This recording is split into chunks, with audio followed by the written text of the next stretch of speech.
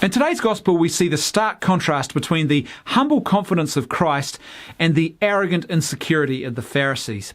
Today's gospel starts with people who seem confused about whether or not Jesus really is the Messiah. And they talk about the fact that isn't the Messiah supposed to come from Bethlehem, and isn't he supposed to be from the lineage of King David? Now, of course, both of those things are actually true of Jesus. His family does trace its heritage right back to King David, and he was born at Bethlehem. But clearly people don't seem to understand these two important points. What that would seem to indicate is that Christ was not wandering around wherever he went, trumpeting these attributes that made him qualified to be the Messiah. It indicates that Christ was simply getting on with the work in a humble and confident kind of way that God had given him to do. This mission that had been given to him by the Father, he just gets on with it. He doesn't wander around just trumpeting his attributes. He's actually getting on in this quietly confident and humble way with what he's called to do. And that's the model that we are all called to follow as well, that regardless of what obstacles we might face, and particularly what other people might think about us, if God has called us to do something, we need to, in humbleness and quiet confidence, just get on with that calling in our lives. Now, we contrast that with the Pharisees and what we see going on in today's gospel, and it really is quite astounding when you think about it. There is this arrogance and this pride on display like we don't often see from the Pharisees. They are disdaining, they are talking down their nose about the ordinary everyday people who can actually see that Jesus really is the Messiah, and they refer to them as rabble. They talk about the fact that they are uneducated, and they even say that they are damned. It's absolutely astounding. And one of the key points here is they're not really disputing Jesus on theological points at all. They are simply basing this judgment in today's gospel on where they think he comes from.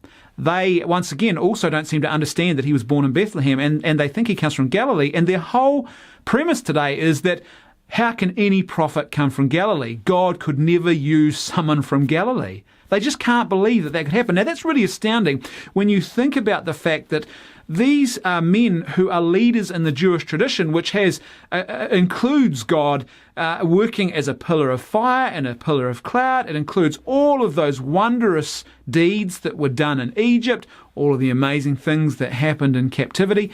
And yet here they are saying that something as simple as a prophet coming from Galilee is totally impossible for God. It really is quite astounding how disconnected they have become from the God that they actually claim to worship and to understand. Today's contrast we see in the gospel is the contrast that plays out, or the temptation that plays out in our life every day.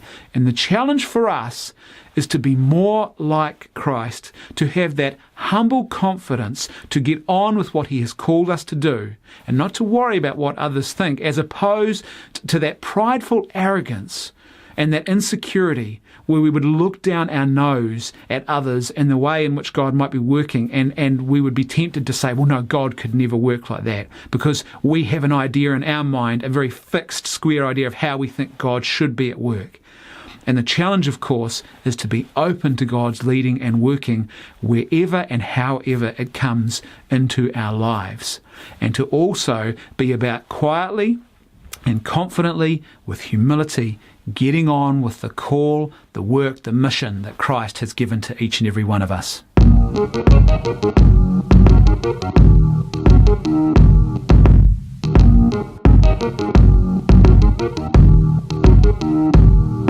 Today's Saint quote of the day comes from Saint Catherine Laboure, and she said this: "One must see God in everyone." To me, this simple little quote really sums up the major failing of the Pharisees today. They are so caught up in this haze of arrogance and pride and passing judgment that they're just obsessed now with the peripheries. They don't see the most important thing of all. They don't see God in their midst. But that temptation and that challenge is something that all of us fall into, and we can fall into it very, very easily.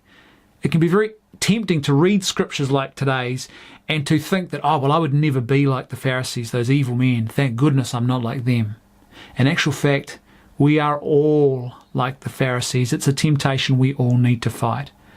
It's very easy to look at other people and to see their sins, their failings, their weaknesses, the things that really irk us about them, to see all of the peripheries and perhaps even struggle to believe that God would want to work, would want to call such people.